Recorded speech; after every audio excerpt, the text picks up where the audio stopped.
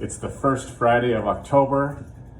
Did it sneak up on you also? Yeah, happy October 2nd, everyone. Here's today's Friday update. Thanks for spending a few moments with me today. So this week, schools received some new guidance from the Iowa Department of Public Health, and in conjunction with Linn County Public Health, we have some new guidance with COVID-related positive cases. So I want to just talk through you what our process will be with those. First thing is we'll investigate any opportunities or any times that students may have not had masks on during the day. There's only two times that are really that we really can think of. Number one would be PE if they're outside. They may be having a mask off opportunity as well. Talking with PE teachers, there won't be too many opportunities where kids will be too close to each other when they're outside. They've been playing a little frisbee and an ultimate frisbee, and that has not been the case. The other time would be during lunch. We do have kids spaced out appropriately, and we've had some instances where kids are kind of leaning in closer than that. In addition, we tried to get them outside during the lunch period as well, so they can be out there when weather cooperates with us.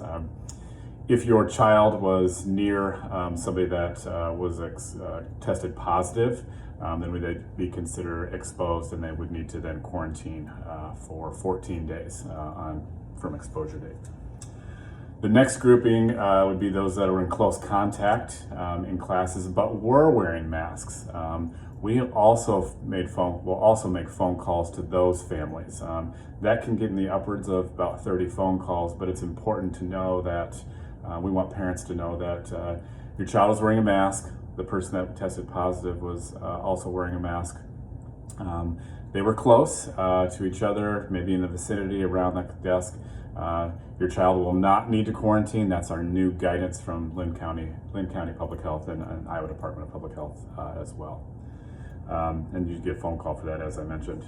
We were also emailing all parents of families that were in the same classroom, so maybe not even close to that person that tested positive, but in the same classroom. So I sent that email, and we'll send that email out as well.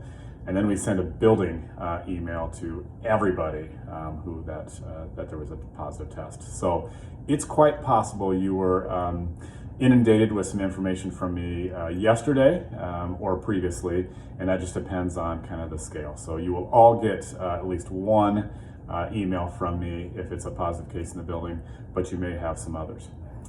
Very important for you to look at the date when I send the email about classroom contact in the classroom, because we will put the date of exposure on there. Some of your students won't even be here that day because of our hybrid alternating. So please check that date, and your child may not have even been here. And that's why we'll put that date on there. Online students, next week we're inviting you into the building to come take the NWEA. So we're going to do that 2 days next week, Monday and Tuesday.